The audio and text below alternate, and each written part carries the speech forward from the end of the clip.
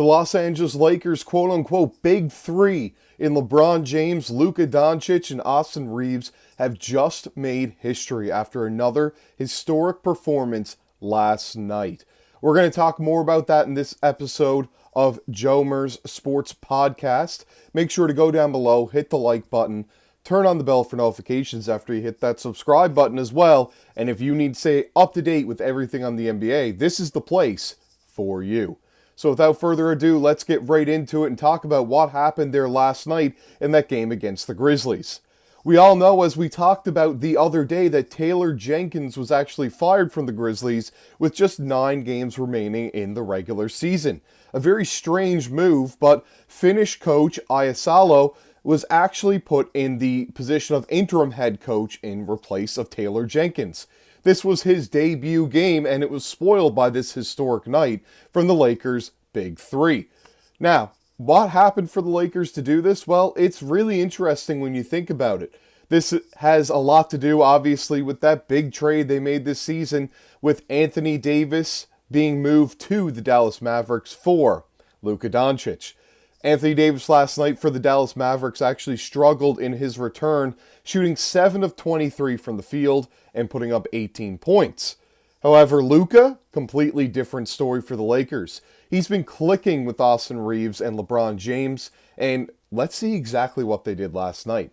This article that I'll be referencing is from Sports Illustrated and really caught my attention first thing this morning. We can see here it says, after trading for superstar guard Luka Doncic, the Los Angeles Lakers built one of the best trios possible. Lakers have put Doncic alongside LeBron James and Austin Reaves, and the new LA Big Three has shined. On Saturday night against the Memphis Grizzlies, the trio showed out to lead the Lakers to a win. Reaves led the way with 31 points, 7 rebounds, 8 assists, and 2 steals on 8 of 16 shooting from the field. 5 of 8 from beyond the arc, so very efficient there as well. And 10 of 10 from the free throw line, looking like Jimmy Butler out there. Doncic was right behind him with 29 points, 8 rebounds, and 9 assists, while James chipped in 25, 6 rebounds, 8 assists, and 3 steals.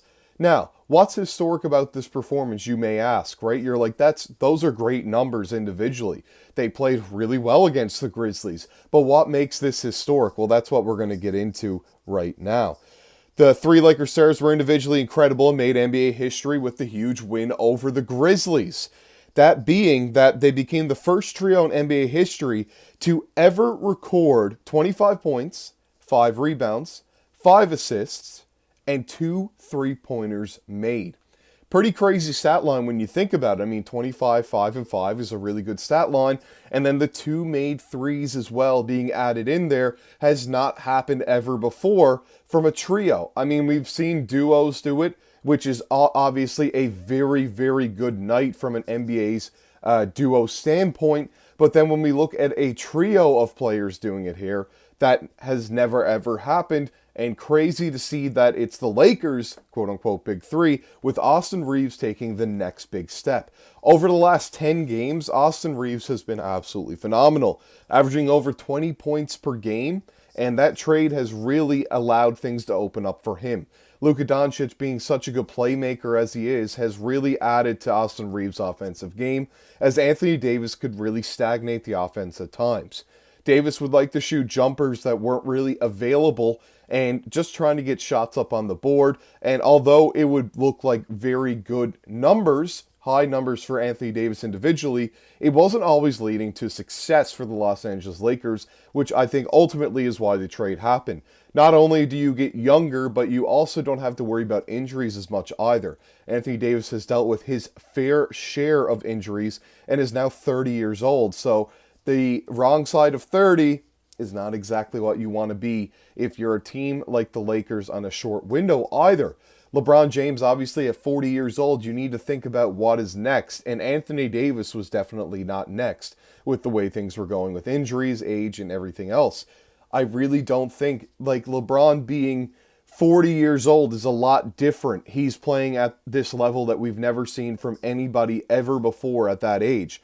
But then when we look at Anthony Davis, in my opinion, is not going to be in the NBA at age 40. That doesn't even cross my mind. This many injuries, you don't see a player like that staying around much longer. I could see him playing another 5 or 6 years, and I hope that he proves me wrong and plays longer.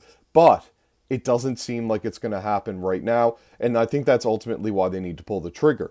On the Dallas Mavericks side of things, well, I mean, that's not even something to talk about. It's very foolish, in my opinion, to try to move on from a guy because you didn't like his off-season antics with the hookah or the alcohol or anything that it may be with Luka, and then you're saying that he's out of shape. He's still very young, much younger than Anthony Davis. It's much less of a risk, and you can always get a guy in shape. You cannot help him from being injured. Some players are just going to be injured. It could be their body types. That's not something you can necessarily always prevent. Sometimes they can put on some muscles, some weight, and that could help with things like that. But in Davis' situation, I think the injuries are just going to happen.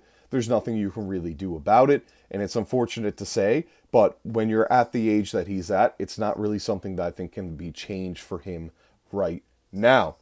Now, we can see here as well, it says that the Lakers are now 45-29 on the season and took sole possession of 4th place in the Western Conference. So a big change from the Lakers being a play-in team almost every single year with Anthony Davis after the bubble, and now they're 4th place in the Western Conference, largely due to the help of LeBron James playing very well at age 40, but also the addition of Luka Doncic. This is largely due to their new look trio, as I just mentioned. Of course, LA lacks some necessary pieces that may take them over the hump in the postseason, but any opposing team will struggle to defend these 3 stars. The Grizzlies struggle to top the star trio on Saturday night, and if the 2 teams have the matchup in the first round of the playoffs, Memphis could be in trouble, especially if LA stays healthy until then. And they very well could, because they are 4th and 5th right now. The Grizzlies starting to slide a little bit more as they do lose each and every single game. It seems like, as we mentioned before last night even, they had only won 2 of their last 7 games. So it's not looking very good for them. They won against the Dallas Mavericks, who have been full of injuries, so that wasn't really a win that you would want to write home about, so to speak.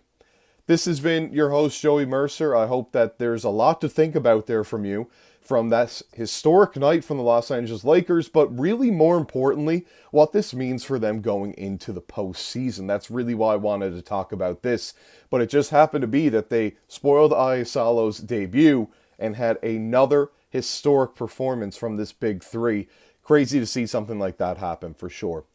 But yes, we'll see you all in the next video. Who knows what we're going to cover here on Joe Mercer Sports Podcast. It'll be something on the NBA, but what news will come across us? Could it be more to do with Adam Silver and that league over in Europe, where they kind of try to do something with FIBA? Or is it going to be something that we just didn't expect, like a Taylor Jenkins firing? Well, for now, this is all that I have to say to you on this topic, but make sure to go down below, like the video, subscribe to the channel, turn on the bell for notifications, and every single time we upload, you will be notified, so you won't have to search for this content anymore. I'll see you all in the next video. This has been your host, Joey Mercer, signing off.